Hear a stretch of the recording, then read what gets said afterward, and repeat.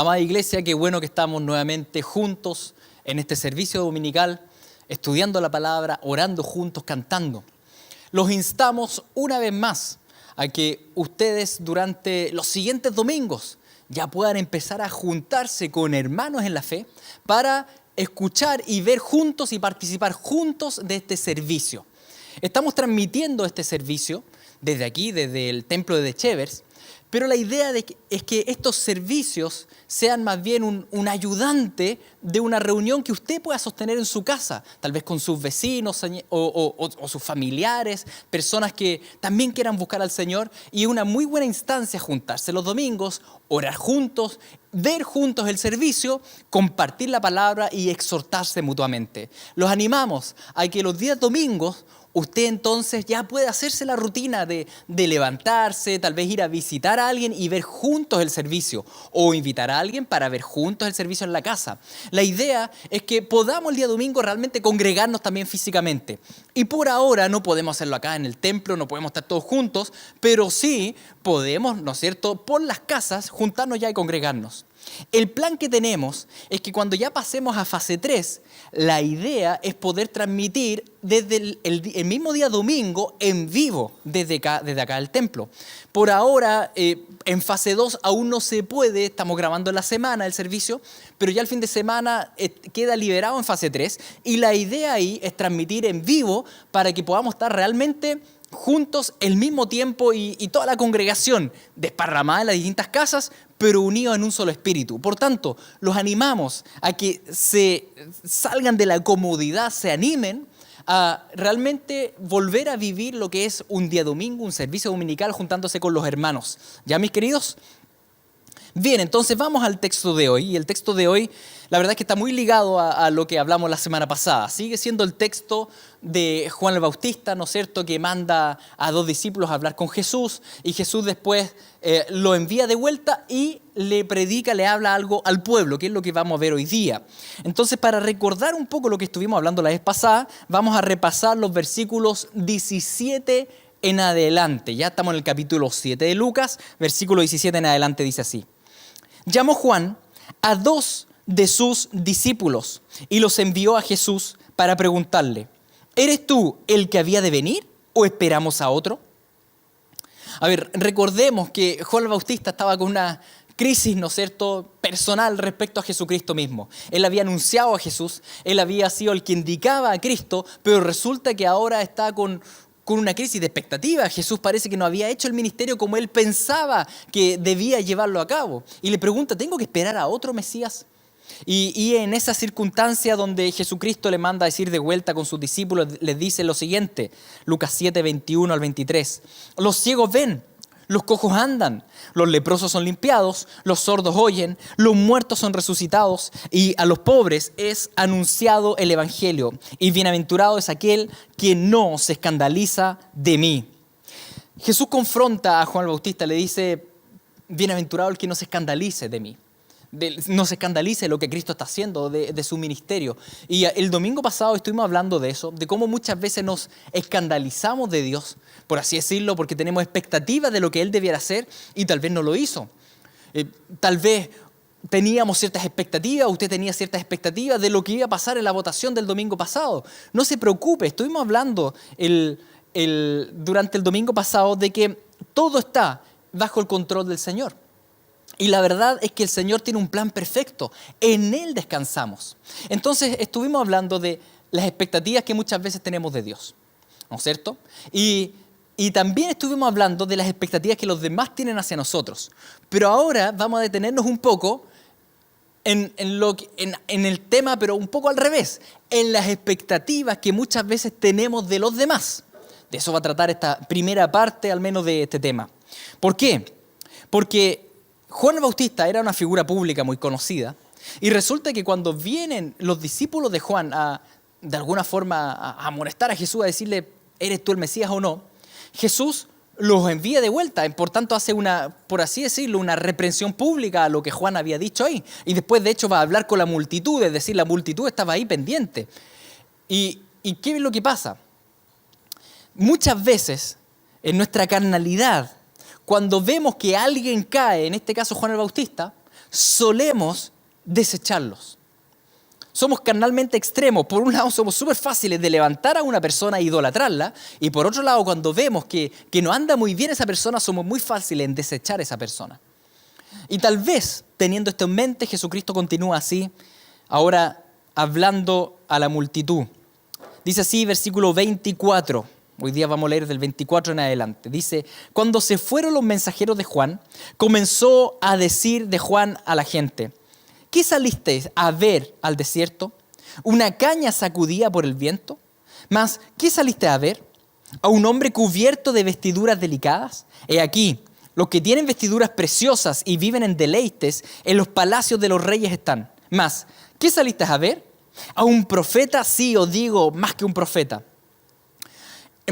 Primero Jesús confronta a Juan el Bautista, pero ahora él se da vuelta a la multitud y defiende a Juan el Bautista.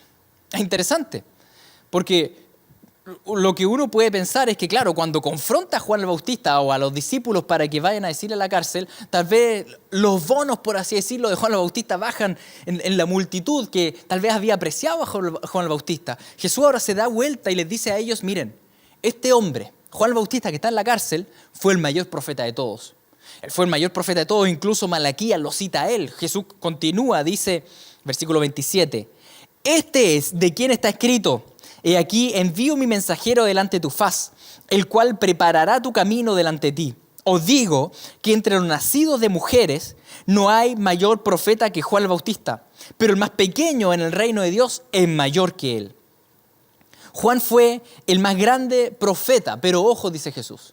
¿Fue el más grande profeta de la antigüedad, del Antiguo Testamento? Sí, porque le tocó a él personalmente presentar al Mesías. Todos los otros profetas del Antiguo Testamento hablaron de él a la distancia, va a venir un Mesías. Pero fue Juan, el privilegiado, que dijo, este es el Mesías, este es el Cordero de Dios. ¿No es cierto? Él fue el más grande de todos esos profetas. Pero a pesar de eso, fíjese cómo termina esta última frase. Dice, pero el más pequeño en el reino de Dios es mayor que él. Y esto nos habla de la mirada del evangelio que debemos tener de las personas. Mis queridos, Juan el Bautista, por mucho que haya sido el mayor profeta de todos los tiempos, dicho por Jesucristo mismo, no por eso dejó de ser un hombre pecador. No por eso dejó de tener una carne caída. Juan el Bautista y todos los demás grandes creyentes y profetas de la historia, la verdad es que todos ellos seguían siendo hombres pecadores. El único que vino aquí a este antro de perdición llamado tierra en el mundo caído y que no pecó nunca, es uno solo, Jesucristo. Es solo Jesucristo. Nadie más. No hay ningún otro digno ni merecedor, ¿no es cierto?, del título de santo o rey de reyes como lo es Jesucristo. El único libre de pecado y digno de adoración es Jesucristo. Y lamentablemente, dentro de nuestra carnalidad, nuestra tendencia es a idolatrar a ciertos predicadores o ciertos maestros, ¿no es cierto?, o ciertos líderes, y debemos tener en cuenta que todos ellos son pecadores y también pueden caer igual como Juan el Bautista. Por mucho que sea el mayor Juan el Bautista, dice Jesús, les cuento, dice él, en el reino de los cielos, el más pequeñito que está ahí es mayor que Juan el Bautista. Es mayor. El salvo más desconocido y pequeño que ahora está en el reino de los cielos es más grande y mayor incluso que cualquiera de los monstruos de la fe que caminan hoy día en la tierra. ¿Por qué? Porque en esta tierra tenemos una carne caída. En esta tierra luchamos con esta carne que está caída, mientras que en el reino de los cielos ya no está esa carne caída. Por tanto, no perdamos la perspectiva del evangelio y no adoremos a las personas. Acá todos tenemos pecado y solo uno logró caminar sin pecado en este mundo, Jesucristo. ¿Entendemos eso? ¿O estoy idolatrando de repente a personas que las elevo, ¿no es cierto? ¿Y cuál es el problema de eso? En primer lugar, obviamente hay una idolatría, pero también lo que pasa cuando yo elevo a alguien en un pedestal es que muy pronto cuando le veo el pecado, se me cae al subsuelo, ¿no es cierto? Empiezo a despreciarlo, lo menosprecio. Así de fácil como levantamos a alguien, así de rápido, cuando lo vemos caer, lo desechamos.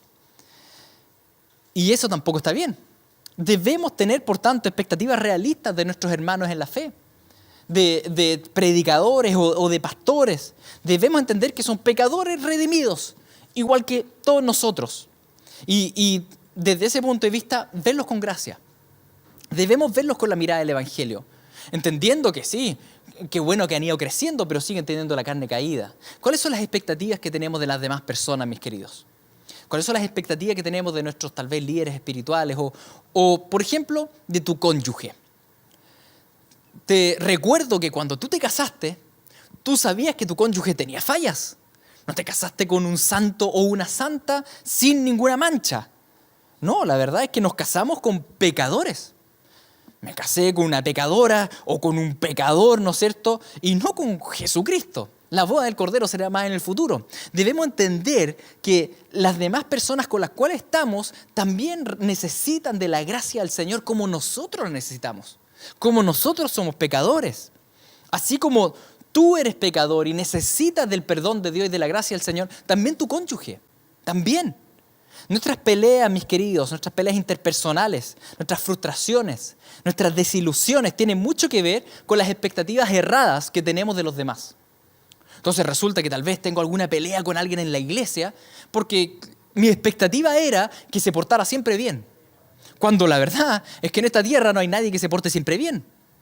Mi expectativa era tal o que tal persona dijera esta, o que tal persona me llamara y no me llamó, que tal persona me tratara bien y la verdad es que no fue amable. Y tenemos muchas expectativas con todos los demás. Pero cuando se trata de nosotros mismos, nos justificamos. Cuando nosotros somos pesados con alguien, o tal vez le dijimos una pesadez, ¿no es cierto?, nos portamos mal con alguien, ahí nosotros decimos, es que lo que pasa es que tuve un mal día, estoy cansado y nos justificamos. Pero cuando el otro es pesado conmigo, no, generalmente no decimos, hoy se levantó con mal pie, ¿no es cierto?, tuvo un mal día. La verdad es que solemos ser lapidarios. Entonces, mis queridos, a veces tenemos las expectativas de los demás, que es una expectativa errada, no es la expectativa del Evangelio. El Evangelio nos enseña, nos recuerda que todos nosotros tenemos una carne caída, vamos a arrastrar esta carne caída toda la vida hasta que venga Jesucristo y nos dé un cuerpo nuevo. Por tanto, aquí en esta tierra, incluso el más grande de los actuales es más pequeño que el más chiquitito del reino de los cielos. John Piper, un gran y poderoso siervo del Señor, pero es una alpargata comparado con el más pequeño que está en el reino de los cielos, porque él sigue estando acá con su carne caída. No tengamos las expectativas de los demás, mis queridos, como si ya estuviésemos en el cielo, porque aún no estamos en el cielo. Estamos en esta tierra. Por tanto, Jesús dice, miren, Juan el Bautista, le explica al pueblo, Juan el Bautista es el mayor profeta de la historia, sí, dice él, pero el más chico, el más pequeño del reino de los cielos es mayor que él. Por tanto, ¿qué esperaban? Juan el Bautista también podía dudar, ¿no es cierto? Y podía tener su mal día y mandar a los discípulos a decirle a Jesús, ¿eres tú el Mesías? Así que Jesús continúa ahora diciendo a la multitud, versículo 28. Os digo que entre los nacidos de mujeres no hay mayor profeta que Juan el Bautista, pero el más pequeño en el reino de Dios es mayor que él. Y todo el pueblo y los publicanos, cuando lo oyeron, justificaron a Dios, bautizándose con el bautismo de Juan. Mas los fariseos y los intérpretes de la ley desecharon los designios de Dios respecto a sí mismos, no siendo bautizados por Juan. A ver, acá, ya saliendo un poco del tema de Juan el Bautista, Jesús ahora vuelve a un tema que era muy candente en su época y durante su ministerio. Y el tema tenía que ver con los fariseos y los maestros de la ley, que se consideraban como los hacedores de las obras de Dios y como los proclamadores de la voluntad del Señor, y que Jesús durante todo su ministerio los confrontó. Y esta tampoco fue la excepción. A cada rato Jesucristo volvía a este tema. Aquí los fariseos y los falsos maestros están desenfocados, decía él. Y ahora que está hablando de Juan el Bautista, ¿no es cierto?, y cómo idolatramos a personas y se nos caen, y él dice, no tengan las expectativas adecuadas de las personas, ahora igual vuelve al tema que tantas veces ha dicho.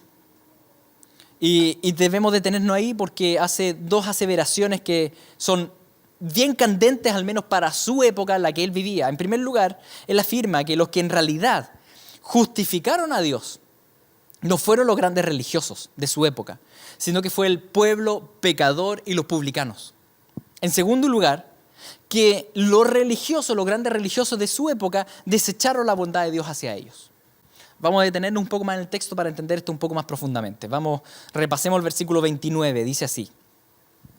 Y todo el pueblo y los publicanos, cuando lo oyeron, justificaron a Dios, bautizándose en el bautismo de Juan. Ojo, todo el pueblo y los publicanos, cuando lo oyeron, justificaron a Dios, bautizando en el bautismo de Juan.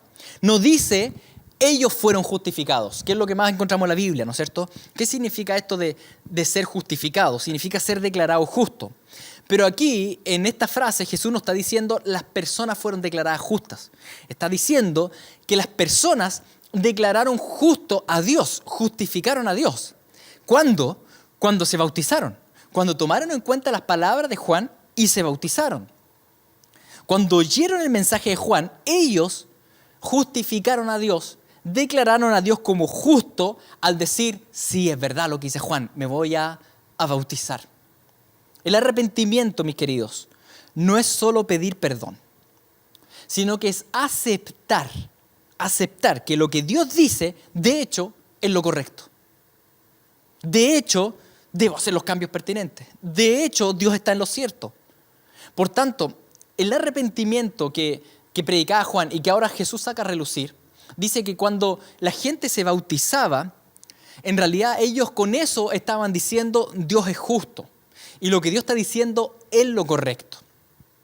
Me detengo acá un poco más. Y para analizarlo un poco más, quiero ir a 1 Juan 1:9, que dice así. Si confesamos nuestros pecados, Él es fiel y justo para perdonar nuestros pecados y limpiarnos de toda maldad. Lo leo otra vez.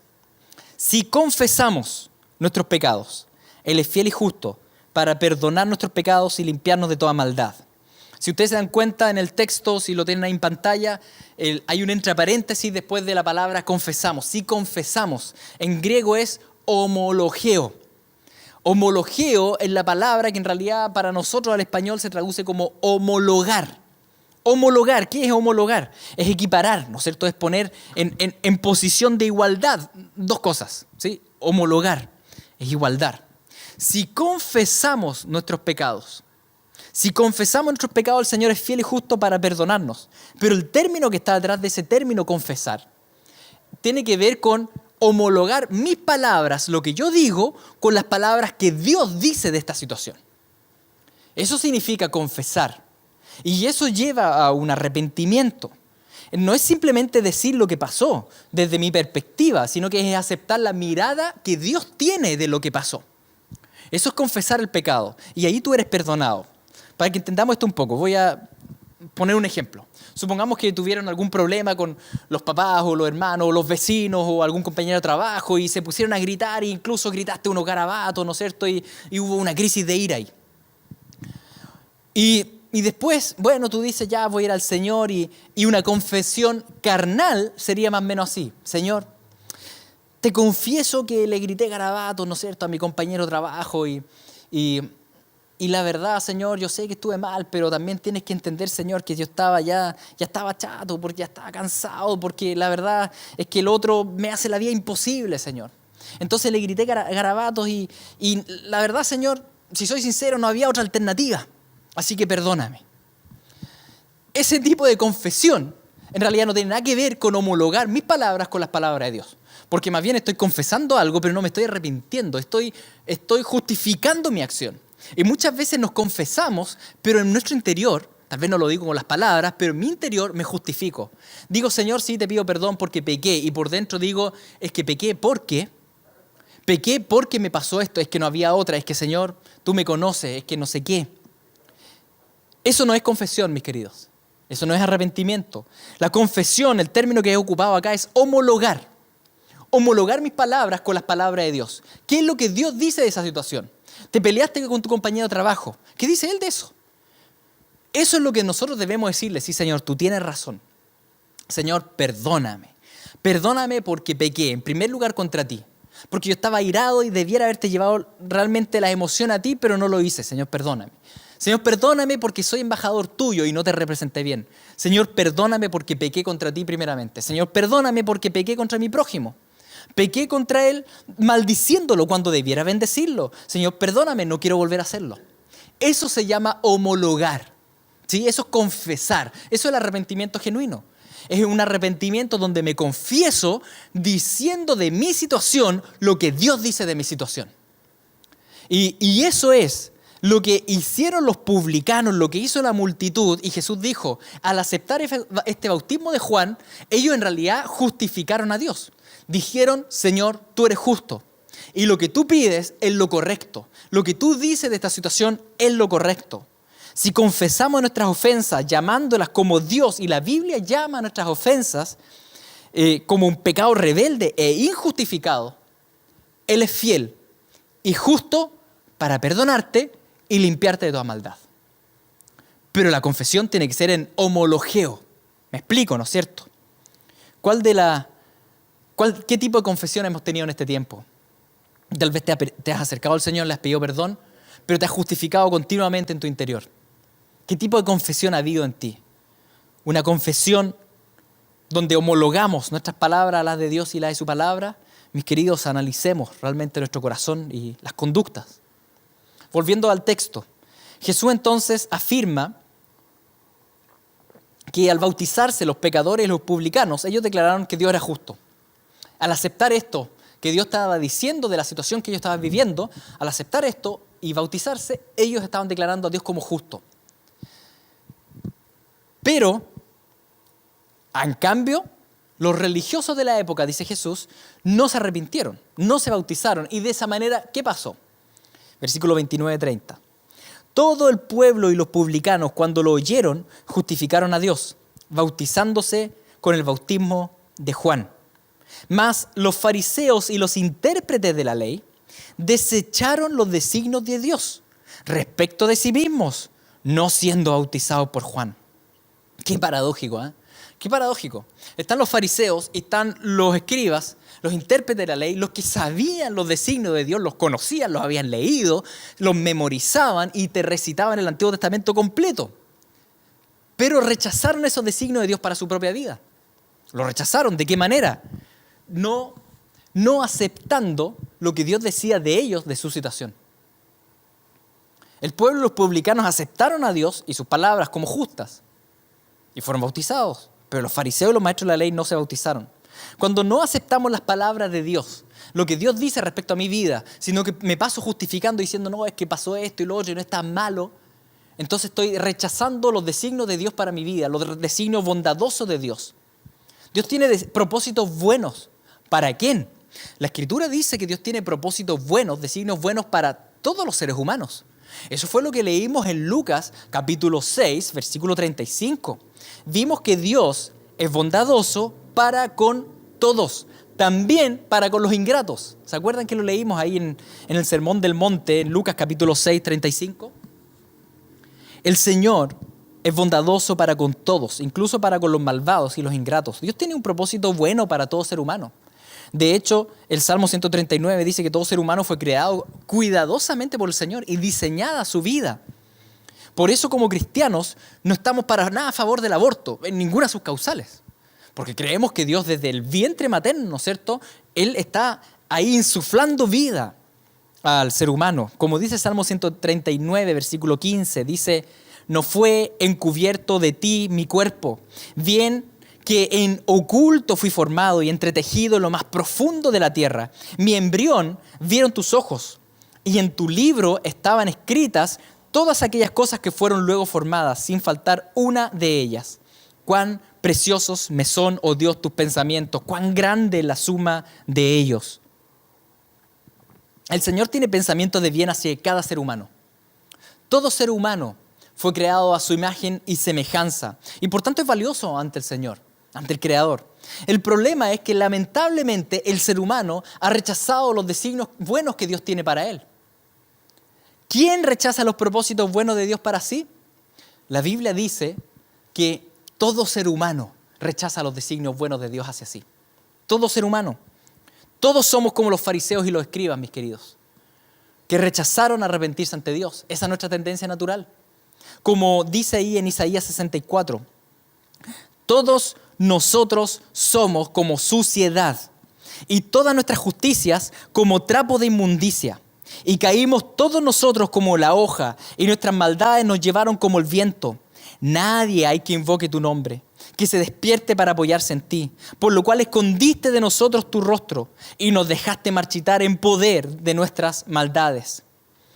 Mis queridos, tal como a los fariseos y escribas, también nos pasó a nosotros. Rechazamos el arrepentirnos ante el Señor. Fuimos duros con el Señor. Sus palabras eran justas, pero nosotros la verdad es que no aceptamos esas palabras. Hasta que, gloria al Señor por eso, su misericordia tocó nuestra vida. Si el Espíritu Santo no hubiese cambiado nuestros corazones farisaicos como piedra y no lo hubiese transformado en corazones de carne, jamás hubiésemos dado la mano a torcer. Jamás hubiésemos homologado nuestra confesión con las palabras del Padre. Tú y yo, mis queridos, no somos mejores que los fariseos y los escribas. No somos mejores. Y Pablo nos recuerda eso en Tito 3:3, cuando dice, nosotros también éramos en otro tiempo necios, desobedientes, extraviados, esclavizados por pasiones y placeres diversos, viviendo en malicia y envidia, aborrecibles y aborreciéndonos unos a otros. También tú, también yo éramos así. Pero, dice, cuando se manifestó la bondad de Dios nuestro Salvador y su amor para con los hombres, nos salvó. No por obras de justicia que nosotros hubiésemos hecho, sino según su misericordia, por medio del lavamiento de la regeneración y de la renovación del Espíritu Santo. ¿Por qué nos salvó el Señor? Por la bondad de Dios. Simplemente por su bondad, por su misericordia. No tiene nada que ver con obras de nosotros, cosas que nosotros hubiésemos hecho. No es por nuestras características o algo que de alguna forma lo impresionara. Nada de eso dice la Escritura. Fue su bondad. Cuando su bondad se manifestó. ¿Y cómo lo hizo? El Espíritu Santo nos regeneró, transformó nuestro corazón. El Espíritu Santo tocó nuestro corazón cuando nosotros éramos duros y no lo buscábamos. Cuando estábamos como los fariseos, ¿no es cierto? Y como los escribas. Y el Señor nos concedió arrepentimiento y gloria al Señor por eso. Cuán misericordioso es Él. Cuánta gracia en el Señor. Los fariseos no se arrepintieron, desechando los designios de Dios para ellos. Desecharon los designios de Dios para ellos. Así también nosotros habíamos desechado los designios de Dios para nosotros. Pero Dios, en su misericordia, nos concedió, realmente nos concedió que el velo se quitara y ser iguales a los publicanos de la época de Cristo. Y tal vez tú preguntes, ¿por qué yo? ¿Qué hay de especial en mí? No, precisamente porque no hay nada especial en ti, por eso el Señor lo hizo. Como dice 1 Corintios 1:27, lo necio del mundo escogió Dios para avergonzar a los sabios, y lo débil del mundo escogió Dios para avergonzar a lo fuerte, y lo vil del mundo y lo menospreciado escogió Dios, y lo que no es, para deshacer lo que es, a fin de que nadie se jacte en su presencia. Y es precisamente lo que vemos en esta historia, lo que Jesús saca a relucir. Él dice, miren, ¿qué escogió Dios acá? A los publicanos. No a los grandes religiosos, los fariseos y los escribas. Dice, fueron los publicanos, estos pecadores que eran ladrones, que robaban la plata de la gente, que eran traicioneros porque trabajaban para Roma. Esos publicanos, dice, ellos terminaron arrepintiéndose y justificando a Dios. En cambio, los que sabían de la Biblia, no pasó nada con ellos. En esta historia es precisamente lo que vemos, que el Señor escogió a lo vil del mundo para que en su presencia nadie se jacte. Si tú estás en el Señor, no es por tus características buenas. Al revés, es por las características de debilidad. Porque el Señor le plació avergonzar a los sabios, avergonzar a lo que es, para que nadie se jacte en su presencia. En cambio, a los hombres renombrados de su época, a esos hombres renombrados, los fariseos, los escribas, los grandes famosos, todos aquellos que decidieron no homologar sus palabras con la de Dios, ¿no es cierto? Jesús les dijo, Lucas 7:31, y dijo el Señor, ¿a qué pues compararé los hombres de esta generación? ¿Y a qué son semejantes? Semejantes son a los muchachos sentados en la plaza que dan voces unos a otros y dicen, os tocamos flauta y no bailastes, os endechamos y no llorastes, porque vino Juan el Bautista que ni comía pan ni bebía vino y decís, demonio tiene.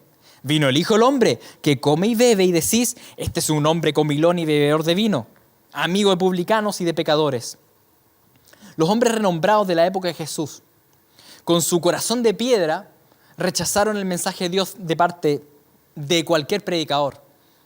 Vino Juan el Bautista que ayunaba, lo rechazaron por ser muy rústico, muy huraño. Después vino Jesús que estaba con la gente y lo rechazaron por ser muy sociable. Finalmente, ¿quién justifica a Dios? Finalmente, ¿quién declara a Dios como justo? Finalmente, ¿quién acepta a Jesucristo? ¿Quién acepta a Jesucristo que es la sabiduría de Dios? Jesús lo resume así terminando este discurso. Versículo 35. Mas la sabiduría es justificada por todos sus hijos. La sabiduría es justificada por todos sus hijos. El Evangelio de salvación enseña esto. Que la sabiduría, es Jesús, dice 1 Corintios. Jesús es la sabiduría de Dios. Y esa sabiduría, ¿quién la acepta? ¿Quién acepta a Jesús? ¿Quién acepta a Jesús y lo justifica? Es decir, lo declara justo. Lo declara como bueno, lo declara como la justicia de Dios. ¿Quién? La sabiduría, Jesús, es justificada, es aceptado como justo solamente por parte de un grupo de personas. ¿Y quién es ese grupo de personas? Jesús lo resume así. Sus hijos. Sus hijos. ¿Los hijos de quién? Los hijos de la misma sabiduría, de Jesucristo, los hijos de Dios. La sabiduría que es Cristo es justificada, es declarada justa por los hijos de Dios. La sabiduría que es Jesús es defendida solamente por los hijos de Dios. La sabiduría de Dios que es Jesús es justificada por aquellos que el Padre ha engendrado por medio de la obra del Espíritu Santo y que ahora el velo ha sido quitado y ahora son hijos de Dios y ellos sí aceptan a Jesús. Homologan las palabras, toman las palabras del Padre, las ocupan ellos mismos y dicen sí, Jesucristo es la sabiduría de Dios. Por eso el Señor dice la sabiduría es justificada por todos sus hijos. La sabiduría que es Cristo mismo no fue declarada justa, no fue aceptada como justicia de Dios por parte de fariseos, por parte de escribas, por parte de sacerdotes de la época, sino que por parte de publicanos y pecadores que el Señor había tocado. Qué privilegio tenemos, mis queridos, que Dios haya, en su misericordia, nos haya engendrado como hijos y nos haya permitido ver al Hijo unigénito. Qué tremendo es el evangelio de la gracia del Señor. Que nosotros que lo habíamos rechazado a Él, tal como los fariseos y los escribas, resulta que ahora lo logramos ver. ¿Por qué? Porque se manifestó la bondad de Dios. No porque nosotros cambiamos, es porque Él nos cambió. Porque Él transformó nuestro corazón y ahora lo logramos ver. Si tú estás escuchando hoy día esta palabra y no has aceptado aún a Jesucristo como la sabiduría de Dios, como la justicia de Dios, yo te invito a que en este día tú puedas decirle: Jesucristo, quiero conocerte más.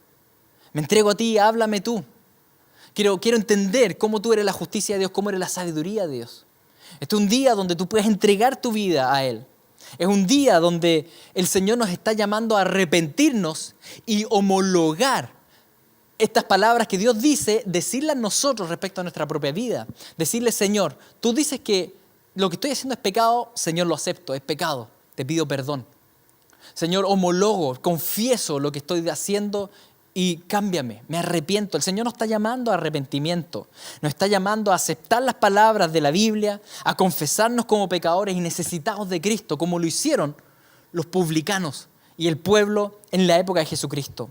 Si confiesas tus pecados a Jesucristo, tal como la Biblia habla y menciona tus pecados, entonces Dios es fiel y justo para perdonarte y limpiarte de toda maldad.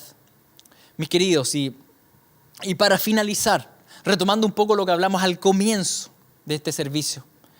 Recordemos que al comienzo de esta predicación estuvimos hablando de las expectativas muchas veces erradas que tenemos de los demás, donde esperamos que todos los demás sean como Jesucristo y la verdad es que son seres humanos caídos.